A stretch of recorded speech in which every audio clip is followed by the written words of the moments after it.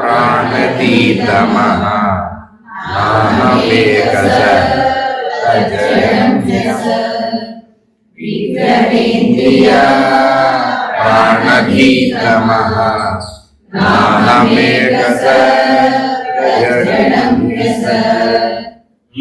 దేహము, ఇంద్రియములు, ప్రాణము, బుద్ధి, అవిద్య నేను కాను, అవి జడములు. ఏక సద్రూపమే నేను. ఏమేం కాదంటున్నాడు? ఏవేవైతే అహం వృత్తికి, అహమనే వృత్తికి వ్యక్త రూపాలు, అవన్నీ ఏంటి? అహమనే వృత్తికి వ్యక్త రూపాలు. వ్యక్తం మొత్తాన్ని కాదంటున్నాడు. మరి అవ్యక్తాన్ని ఒప్పుకున్నట్ట? అవ్యక్తమే అహమవృత్తి. దాని ముందే లయింపు చేశాడుగా. అవ్యక్తం లేకుండా పోతే వ్యక్తం ఎలా ఉంటుందండి? అవ్యక్తం ఏమిటి? అహంవృత్తి. అహంవృత్తి అనేటటువంటి అవ్యక్తానికి వ్యక్త రూపాలు ఇప్పుడు దేహము, ఇంద్రియములు, ప్రాణము, బుద్ధి, అవిద్య. నేను కాను. ఏం కాదన్నాడు ఇప్పుడు? వ్యక్తాన్ని కాదన్నాడు, అవ్యక్తాన్ని కాదన్నాడు. అమ్మవారికి పేరేంటండి? వ్యక్త. ఇప్పుడు అమ్మవారు ఎక్కడ ఉన్నారు? లేదు. వ్యక్తాన్ని అవ్యక్తాన్ని ఎప్పుడైతే కాదంటాడో ఎవరు లేరు ఇప్పుడు? అమ్మవారు లేరు ఇప్పుడు. ఎవరు మిగిలారు? సత్ మాత్రమే మిగిలి. చిద్రూపం ఉన్నంతసేపే ప్రకృతి ఉంటుంది, అమ్మవారు. సద్రూపం ఉంటే చిద్రూపం ఉండదుగా. చిద్రూపం ఎందులో కలిసిపోయింది? సద్రూపంలో కలిసిపోయింది. దీనికి ఉదాహరణ చెప్తామండి. సూర్యకాంతి ఎంత మేరకు వ్యాపించి ఉంటుంది? సౌరమండలం వరకే వ్యాపించి ఉంటుంది. దాని అవతలకి పోతుంది. ఈ సూర్యుడు కూడా ఓ చుక్కే.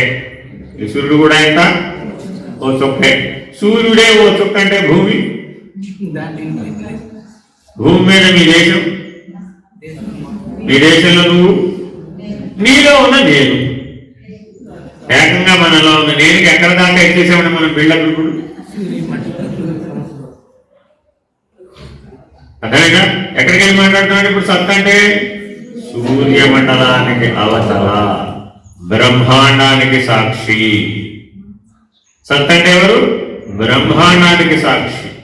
అందులో అనేక బ్రహ్మాండాలు ఉత్పన్నం అవుతుంటాయి ఆ సత్తులో. అందుకని అనేక బ్రహ్మాండ దివ్య జననీ పరాశక్తి. అక్కడ ఎవరున్నారు ఇప్పుడు? పరాశక్తి. చిద్రూపంగా ఉన్నవారు ఎవరు? ఆదిశక్తి. ఆదిశక్తిరనేయాత్మ పరమా పవనాకృతి. ఏమైనా స్మరణకు వస్తున్నాయా అమ్మవారి నామాలు? చెప్తున్నారు. అందులో కూడా తత్వజ్ఞానమే చెప్తారండి, కాకపోతే మరుగుగా చెప్తారు. దానికి ముందు ఇచ్ఛాశక్తి, జ్ఞానశక్తి, క్రియాశక్తి కింద. అందుకే నేను అసలు వాడి జోలికి వెళ్ళను. తత్వజ్ఞానానికి అన్వయమైన వాటినే నేను చెప్తాను. ఎందుకని మళ్ళా కిందకి వెళ్తే మళ్ళీ నేను ఎక్కడికి వెళ్ళాలి ఇప్పుడు? ప్రాప్యతే ఫలం దగ్గరికి వెళ్ళిపోవాలి. ఇందాక చెప్పే స్టేజ్ బై స్టేజ్ లో ఇందులో దాటుతాం అన్నమాట. దాటిన తర్వాత మళ్ళీ ఎక్కడికి వెళ్ళకూడదు? దాని ముందు చాప్టర్లోకి వెళ్ళకూడదు. ఎందుకని అది అక్కడ కవర్ చేసేసాం. విచారణ చేసాం, నిర్ణయం చేసాం, నిరసించేసాం. లయం కూడా అయిపోయింది, వినాశనం కూడా అయిపోయింది. మళ్ళీ వెనకెళ్ళే మనకి ఏమైపోతుంది? స్ఫురించిందంటే ఏమైపోతుంది? మరలు వచ్చేస్తుంది. గుర్తుపెట్టుకోండి, ఇక్కడి నుంచి ఇందాకే చెప్పా కిందకి వెళ్ళకూడదని. స్ఫురించిందంటే మళ్ళీ వచ్చేస్తుంది. జాగరూకుడవే ఉండాలి. సత్స్వరూపం దాకా వచ్చిన తర్వాత చిత్ అనే స్ఫురణ నీకు ఉండకూడదు. అలా కనుక ఉన్నట్టయితే మళ్ళా సూర్యమండలం కిందకు వచ్చేస్తుంది. సూర్యమండలం కిందకు వచ్చేస్తే మళ్ళా మొదలు అయితే వసురూపము, లేకపోతే రుద్ర రూపం, లేకపోతే ఆదిత్య రూపం. తప్పదు. జన్మ మరణ చక్రంలోకి, కర్మ చక్రంలోకి వచ్చేస్తావు. జాగరూకుడు వైపు ఎక్కడ నిలబడి ఉండాలి? సద్రూపంలో నిలిచి ఉండాలి. సద్రూపమే నేను. చదవండి మేడం.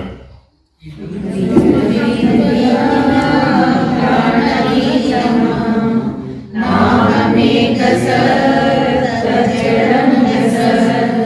కాబట్టి ఇందులో ఏమేం కాదన్నాడు? వ్యక్తాన్ని కాదన్నాడు, అవ్యక్తాన్ని కాదు. వ్యక్తమంతా జడం, అవ్యక్తమంతా చేతనం. జడచేతనాలను రెండింటినీ కాదన్నాడు, చైతన్యాన్ని కూడా కాదన్నాడు, జడాన్ని కూడా కాదన్నాడు. మరి నేనేమని? సత్ మాత్రమే. తర్వాత సత్